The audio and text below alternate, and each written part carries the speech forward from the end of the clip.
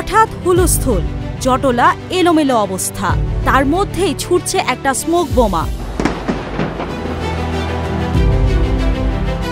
মুহূর্তে ধোঁয়া ছড়িয়ে পড়ল চারপাশে, এরপর ছোড়া হলো কাঁদানে গ্যাসের শেল।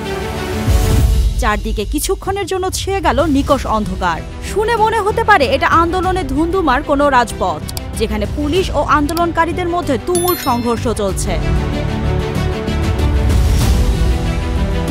তবে না, এমন কাণ্ড ঘটছে সার্বিয়ার পার্লামেন্টে, আর এই কাণ্ডটি ঘটিয়েছেন দেশটির পার্লামেন্ট সদস্যরা।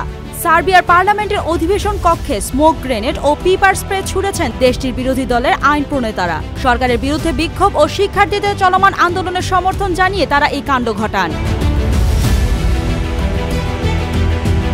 সার্বিয়ান প্রোগ্রেসিভ পার্টির নেতৃত্বাধীন ক্ষমতাসীন জোট সমঝোতা আলোচনার বিষয়ে অনুমোদন দিলেই শুরু হয় হট্টগোল।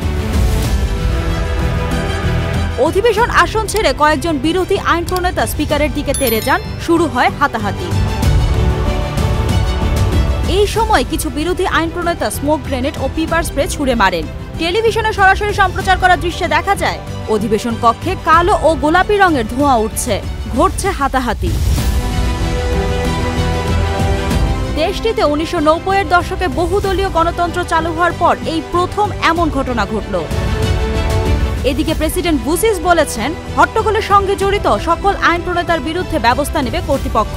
এই ঘটনাকে তিনি গুন্ডামি বলে আখ্যা দেন। বিরোধী আইন প্রণেতাদের ছোড়া স্মোক গ্রেনেড ও পিপার স্প্রেতে একজন আইন প্রণেতা স্ট্রোক করেছেন বলেও খবর পাওয়া গিয়েছে। সার্বিয়ায় 4 মাস ধরে শিক্ষার্থীদের আন্দোলন চলছে। একটি রেল স্টেশনের ছাদ ধসে পড়ে 15 জন নিহত হওয়ার ঘটনায় এই বিক্ষোভ শুরু হয়। বিক্ষোভে শিক্ষক, কৃষক সহ অন্য শ্রেণী পেশার লোকজনও সামিল হয়েছেন। এই বিক্ষোভ দেশটির প্রেসিডেন্ট আলেকজান্ডার ভুসিচের দশকব্যাপী চলা শাসনের ভিত্তিতে বড় ধরনের এক আঘাত হেনেছে। তাদের অনেকেই লাগামহীন দুর্নীতি ও সরকারের অদক্ষতার সমালোচনা করছেন।